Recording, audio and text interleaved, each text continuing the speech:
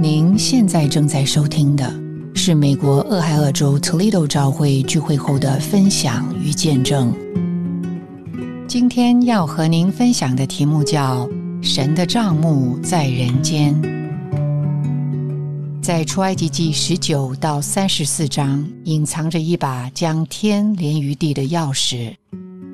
这把钥匙就是借着观看吃喝，使人将天的意象实化，进而实行在地上。这个奇妙的过程开始于神从起初就有的心头的愿望，为了完成这个愿望，就产生了一个计划，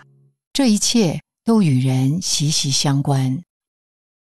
为了让人明白这个愿望，他首先预备人的状态，使人能看见他所启示的，就是那神圣属天的意象。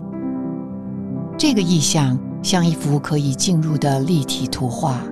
不仅揭示了神的心意，并且描绘了神完成他心意的一切细节，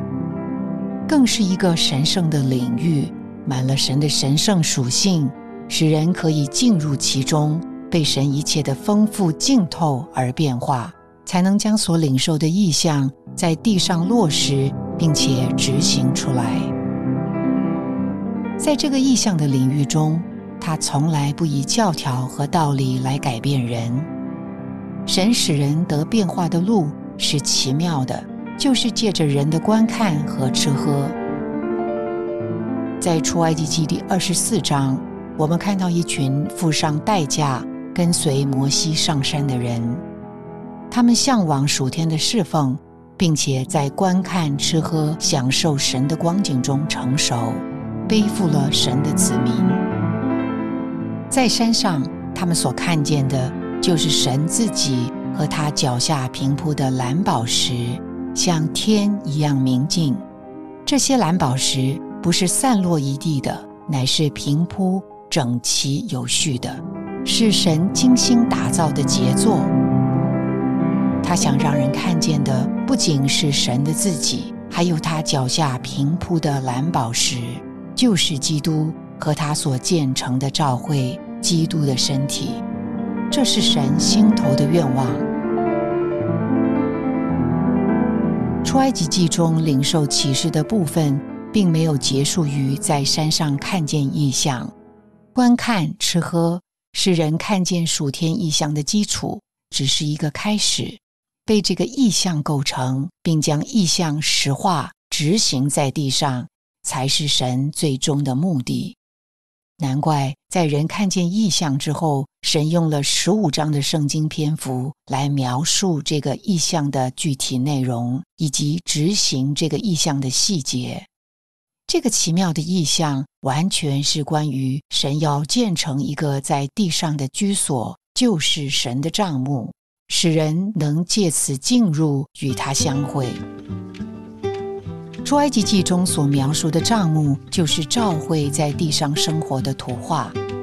教会生活正是神孕育这些宝石的圣别范围。生活在其中的人，在神孕育之下，借着观看吃喝神，就渐渐变化成了晶莹剔透的蓝宝石，并且被建造成为神的扩大，彰显神的荣耀。新约中的保罗就是一个看见异象，并借着观看吃喝而真正服侍教会的人。他一生活在他所看见的异象中，为着教会的建造，就是基督的身体而竭力奋斗。今天的我们也是一样，对神观看吃喝的结果，就要得着同样的异象，并且在生活中受这个意象的管制，来建造基督的身体。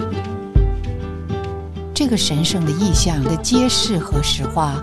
都是借着在正常的教会生活中，我们每天的观看，将神吃喝进来，被我们经历。